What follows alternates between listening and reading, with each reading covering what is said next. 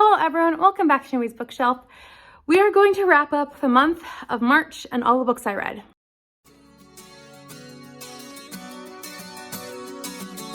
So in March, I had books running for March Mystery Madness, Middle Grade March, the Aurelium Gear Up, and I also ended up doing the final book support group as well. So I had vlogs running for the whole month, as well as my other videos that I normally do. So you can check out my vlogs if you want to see in real time what I was reading. But I think we'll start off with the Middle Grade March books because that will get off a chunk of the books that I was reading, as I did read a lot of them. First on my pile is Goodbye, Stacey, Goodbye. This is by Anne M. Martin, but it's redone or adapted by Gabriela Epstein. This one is the most recent one in the series of graphic novels. This is the first graphic novel physically I read in the series. I've read every other one in ebook form. I really enjoyed this most recent edition. Even though Stacey's going to New York, I do enjoy her character, and I feel like it's interesting to see this series in a different light as I've been rereading them. I've really enjoyed this series because I loved the series as a child, and now it's been really great to see them as an adult again. So I really enjoyed this one. This one does talk obviously about moving away, friend groups, and all those things. Really enjoyed this one. So that one was my contemporary prompt. I'll move that one over here actually. So there we go. Then I read one that wasn't for any in particular prompt, but it was just one that I had out from the library already, and I really loved this one. I gave it 4 stars because there were just like a few things that I wanted, and I will tell you about in a second. It was called All the Colors of Magic. This one is by Valija. This one is translated from German, and this is a standalone fantasy. So I really enjoyed how it's a standalone for some reasons, not for some reasons, but for certain reasons. And in other ways, I did not enjoy that. So I wish there were some more things explained, and I also liked how some things were not explained. This book definitely has the setup for more books though, and I was kind of upset that I couldn't read more from this world. That's a compliment if there ever is one for a book.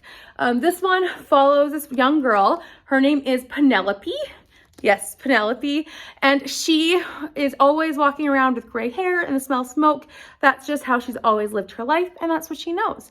One day though, she wakes up and she looks in the mirror and she realizes that her hair is fiery red and there's no smell of smoke. It is a very strange experience for her. She also lives only with her mother and her grandmother. And she also has this innate ability to hear her mother's words before her mother speaks them. This is a very short book. It's under 300 pages, but it's an incredible fantasy world that I enjoyed. I also really enjoyed how, because it's only one book, we don't really get a lot of descriptions of why certain elements of magic are the way they are, but I really liked certain characters and the way that she interacts with her world, because her world is very different from the people around her. And even though it looks the same, looks are deceiving. I really liked this. So I would highly recommend this one. This one's not popular apparently according to Goodreads, but I would really recommend reading All the Colors of Magic. It was very whimsical, lots of fun, and I thoroughly enjoyed it. I also read Anne of the Island. This was for the orphan prompt. This one is by Ella Montgomery, and for the Analog, which is hosted by Emily from Novell Novels. This one follows Anne after the events of Avonlea when she's starting to grow up and she's being a teacher and she's back.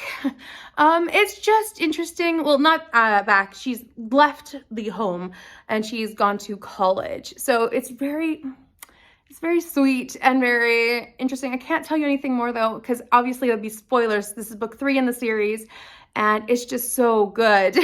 I ended up reading both the Goodbye, Stacey, Goodbye and this one during the final book support group week. So that was really great timing. This one is a really enjoyable one. It's not my favorite because it's probably the least favorite so far in the series for me, but that's still a 4 star. So no complaints here about this series. I have loved the series since I was a child and I will continue to love it. So really enjoyable, and I'm excited to move on to book 4. For the prompt of an Asian main character, I read Soul Lanterns. This one is by Kuzki. This one is translated from Japanese and it was just translated last year, or was published last year in English. This one follows 25 years after the events of the Hiroshima bomb goes off. This one is very heartfelt. It is so impacting.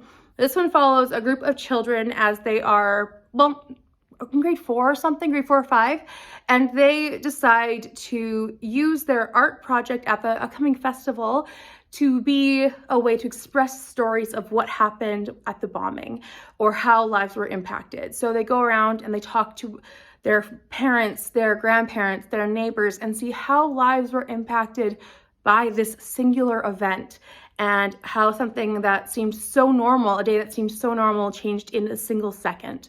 It is very short, but so impactful, so powerful, and it was just a brilliant one.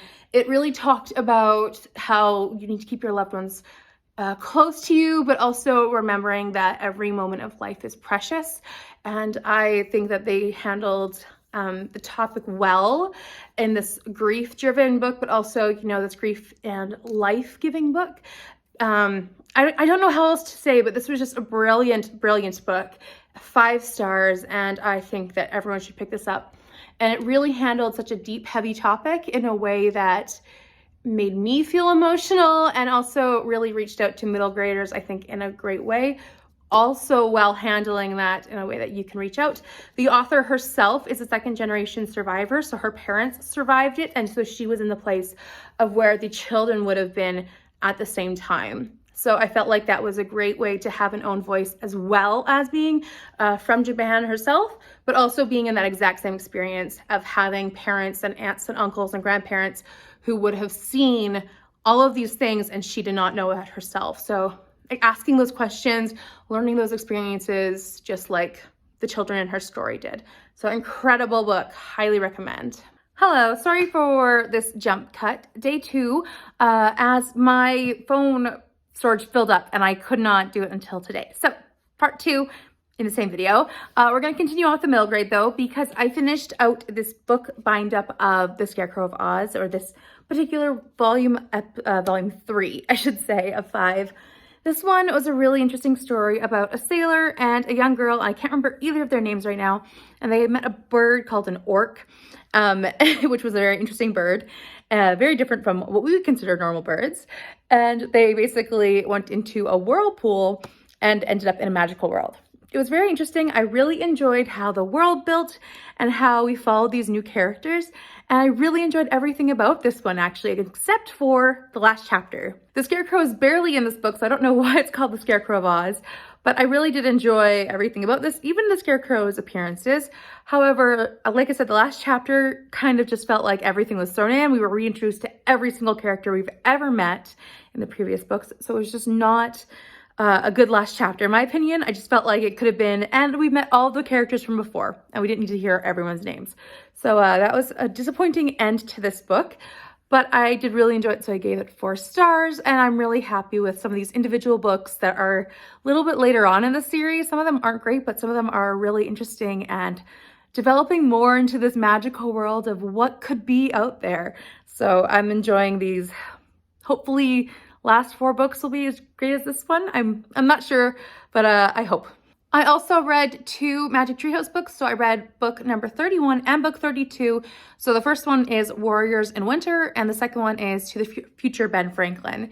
So Warriors in Winter follows Jack and Annie as they go back to ancient Rome, and they meet up with a legion of soldiers. And they basically spend a bunch of time walking around and seeing how the soldiers spend their day, and they meet with the Roman emperor. It is very interesting. I really enjoyed that look at ancient Rome, because so often ancient Rome can be gory and really grotesque, but this time it was done, I felt like, in a very approachable way for children. The next one was To the Future Ben Franklin, and I really enjoyed this one as well. I'm not American, so I don't know too much about American history. I know a lot, considering I feel like Canada teaches a lot of American history, and we know a lot more than we should probably, considering our own Canadian history. I don't feel too strong in, but when it came to this, I didn't know a lot of these specific details. So this book really follows Ben Franklin and his indecision about making the choice to sign his name on the Declaration of Independence. And it follows Jack and Annie trying to help him make that decision. It was very interesting, and I really enjoyed this one as well. So both of them got 4 stars too. I also actually read the 33rd book in that series. So Narwhals on a Sunny Night. I didn't realize that was also in March. My brain's been a little wonky, but that one was also on the last day of March. This one follows Jack and Annie as they go to Greenland and they meet some explorers. They also learn about the culture there, and mostly they learn about the wildlife there, and they have an interesting experience. This is the start of the next like 4 books, and I think this is where they are going to be interacting with a lot of animals in the next 3 after this one. So I'm excited for the next one, which is called Late Lunch with Llamas, and I just got my Holden actually. So I will be reading that one very soon, and I only have 3 books left until I'm caught up, which is kind of insane since I started reading the series last year. The only other middle grade that I read, which I mean, only other, I would think I read 10 in total, was Maya and the Return of the Godlings. This one's by Rena Barron. I read this one, technically I had this as an ARC, but I took this up from my library. This one was so fascinating as it follows African mythology in the Chicago area. Maya, this is book 2 in the series, by the way. So Maya is a daughter of someone who is in African mythology, and she is trying to learn what is going on and how she can now help the world with her skills. Her friends are also what they call godlings. So in this world, they don't call them, like in Percy Jackson's world, they call them half-bloods. This is called godlings.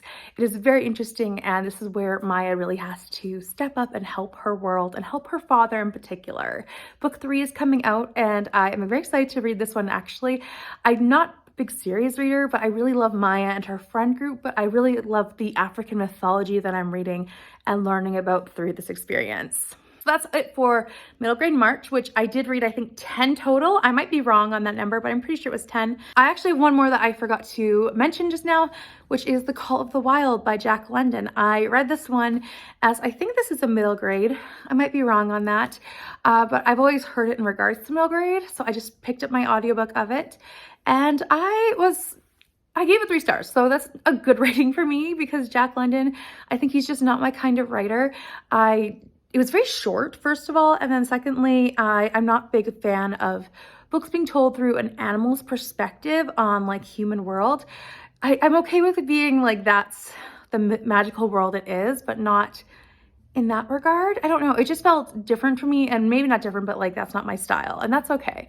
I did really enjoy the storytelling about the gold rush and the mush dogs, and it was very heartfelt and emotional, but at the same time, it's very short, and I just didn't love it. So I give it 3 stars, but at the same time, I'm happy I read it, and I'm thankful that now I can cross Jack London off of my list of authors to try and read from. So now on to March Mystery Madness. One of the first books I finished was As Good as Dead by Holly Jackson. This one, at least for March Mystery Madness, I finished, and loved this one, 5 stars.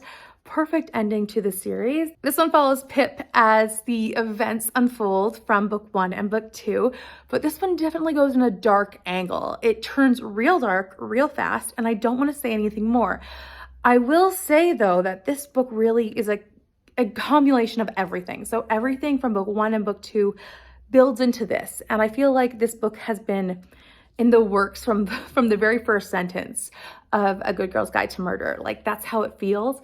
So this was a really incredible mystery, and I feel like the whole series as a mystery is so well done. This series is spectacular, and I love how it just touches on such important topics as well as little clues that you would never suspect, but they're there. So brilliant, and I thoroughly loved this one. So good.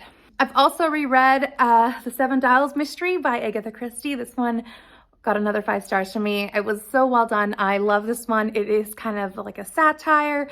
It is the 20s. It definitely has the young, bright things. Is that what they're called? I think that is. This is such a fun and interesting mystery.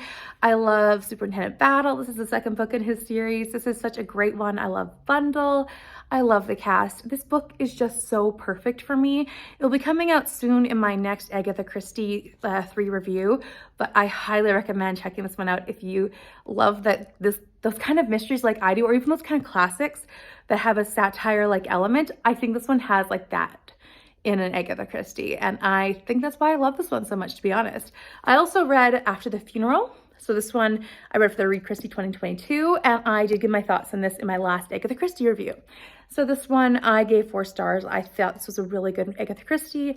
I did really enjoy this one, and I Felt like it had a lot of good elements. I did remember who it was going in. I had listened to a radio drama, so I knew who it was, or not knew who it was, but I knew certain elements going in, so I kind of figured it out, but at the same time I didn't completely, and I really enjoyed rediscovering things and learning things for new, and I was very happy with both of my Agatha Christie picks this month. That's not a surprise though, I typically am. I also read an arc of The Souls of Lost Lake by Jaime Jo Wright. I gave this one 5 stars. This one I flew through. It comes out on the 5th. You should totally check it out. It already came out, obviously, but when you're seeing this, but I highly recommend buying it.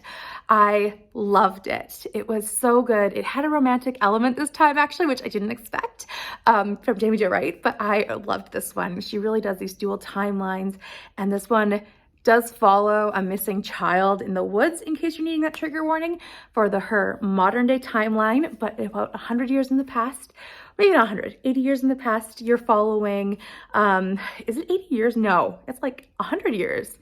Anyways, it follows Ava Kuhn, who apparently killed her whole family, wandered into town with no memory of the event, and everyone is suspicious of her. But is that the real story? It's really interesting, and I love the dual timeline of you're meeting Ava Kuhn, and you're also meeting this modern day timeline where you're seeing Erwin, who is named after Lord of the Rings, but she doesn't go by Erwin. I think she goes by Ren, if I'm remembering right.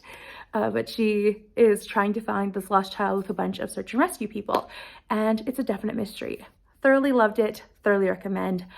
I flew through it in a day. It was so fast. Now we'll go on to my disappointing mysteries. First of all was The Devil's Star by Jo Nesbo. This one was really difficult for me to read. It was about 45% of the way through, but I finally was interested, and that's way too long. This book was like 500 and something pages, so that was over 200 pages worth of me wasting time in a way to read this book. I did buddy read it with Berna and Nikki, so I'll link their channels down below, but I do love the buddy reading experience. I'm not going to say anything bad about that because I love reading with them, and it's just so wonderful to discuss thoughts and theories and all that wonderful stuff. But the book itself was just a drag. I felt like I could not get invested in this. I could not pick up the characters. I honestly didn't care who the characters were, and I felt like the story was not balanced for my personal taste. But I do think you need to read this one in order to progress further, because if you're reading the books in order, they do get better each time. But this one each book has had an event that's been building, and a certain work relationship that's been getting more and more tense for Harry Hole.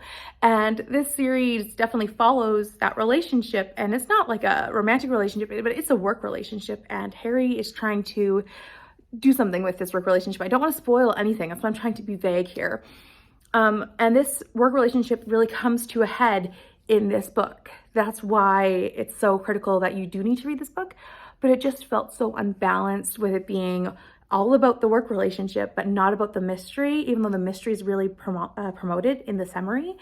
And yet it just felt so unbalanced. So that's why I give it 3 stars. After about the halfway point, I started to care, or I cared enough about them. And I also was invested in the mystery at that point. But like I said, 200 pages is too many pages for me to be invested. I am excited to continue reading in the series though. I do really enjoy the books. I find the beginning very annoying now though, as every time he seems to open up to page 1, Harry Hole is drunk in a bar and almost fired again. And I am very tired of seeing Harry Hole do that. I understand that alcoholism is a disease, and I am not in any way discounting that, but it is very annoying to see the books go over and over and over again, and we're not seeing any growth or anything different from book 1 or chapter 1 to like chapter 20, it feels like. So I am very frustrated with the setup of each book, I should say. The other disappointing mystery was The Death of Riley by Rhys Bowen. This one was very disappointing because I also give 3 stars. I'm very much a plot-driven reader. If you know my taste at all, you know I love a good plot-driven mystery, and I like to be invested in the mystery, but I also need the plot to be going somewhere. And if it's a character-driven book, I need the characters to be moving things along. This book did not do that. Molly was constantly, I should say this is book 2 in the Molly Murphy series, and I'm reading this with the Kate Book Club with Kate Howe. I do not really like the series so far. I'm hoping I will enjoy it more, but I am just so much, I'm just struggling with Molly not being enough of a pull for me in this book series. It's so kind of wandering.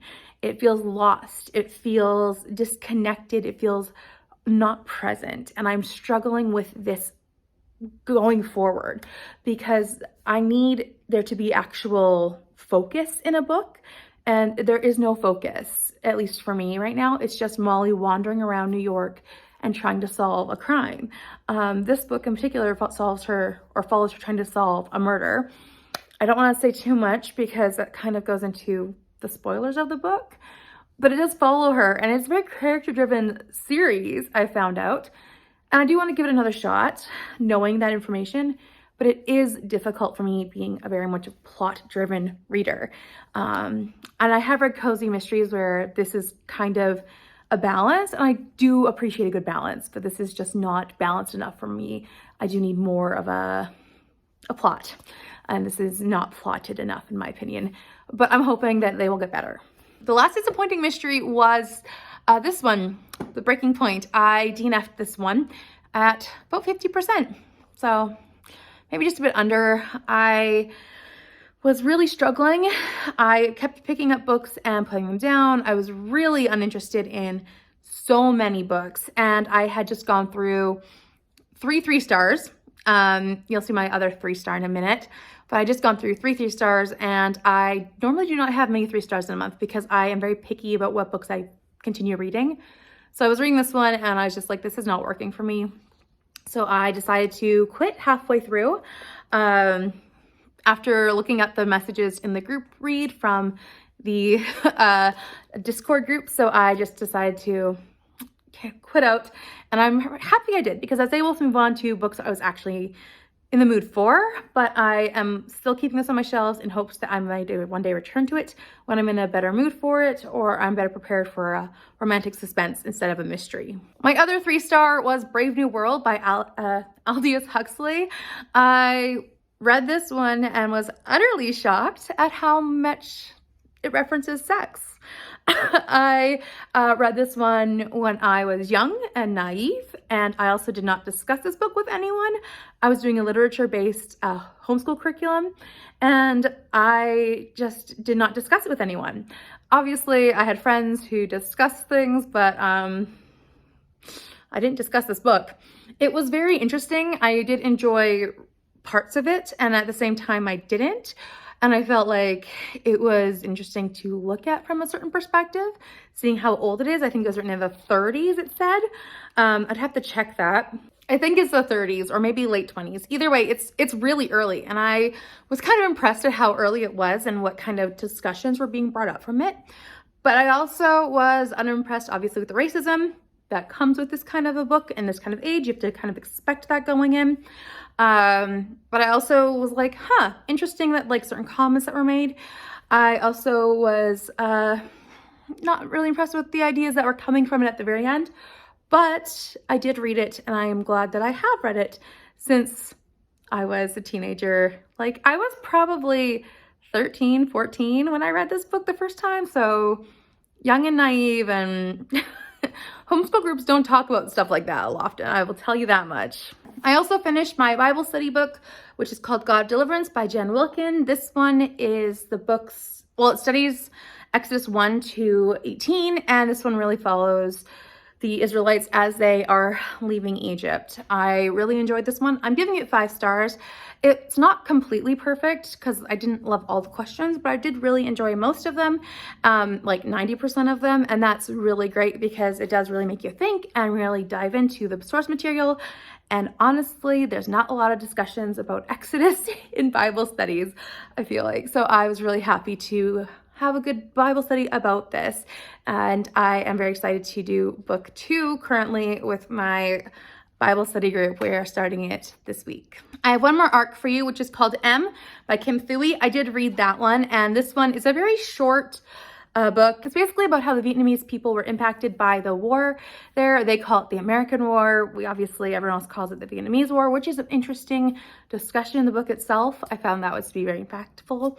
It talks a lot about how one person's choice can make another person's choice. There were a lot of hard moments in that book, a lot of death, a lot of very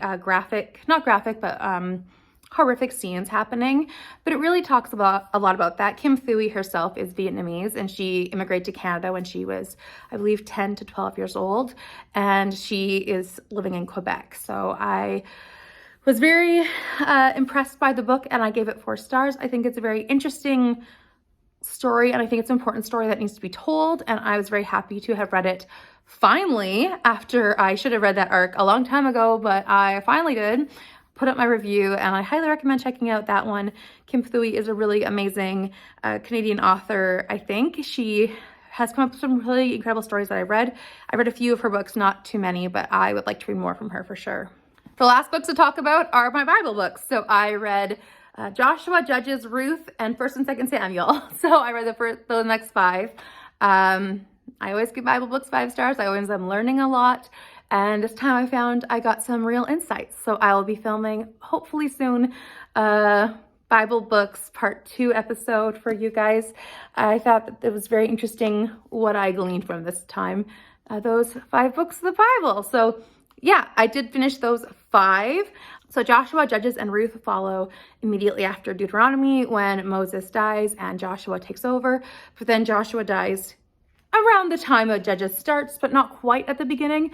And then the people start to fall away. 1st and 2nd Samuel does follow when Samuel becomes the judge, but there is a lot of people who are not following God, and there is also the becoming of the new first king being Saul and then David. And David dies right at the end of 2nd Samuel, so we follow the entirety of that storyline in those first 5 books, or the next 5 books, I should say, that I read. So it'll be interesting to read books 1 and 2 of Kings, and then the 1st Chronicles, as those follow all the other kings, starting with Solomon. I think starting with Solomon, because there was, I think, if I'm remembering right, a problem with his sons and taking over the throne. Either way, I'm excited to move on to 1st Kings next. But yes, finish those ones.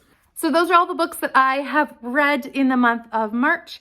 There were quite a lot, and I do realize that I had a good amount of mysteries that were good, but I was like really slumping in the mysteries, I think, and I really loved the middle grade. So I had a really good month in my opinion.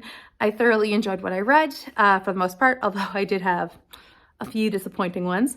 So please let me know what you read down below in the comments. If you read something spectacular, or if you had an utterly fail month, I would just love to chat with you down below. Thank you so much for watching. Please like this video if you enjoyed it, and subscribe if you're new here, and I will see you next time. Bye for now.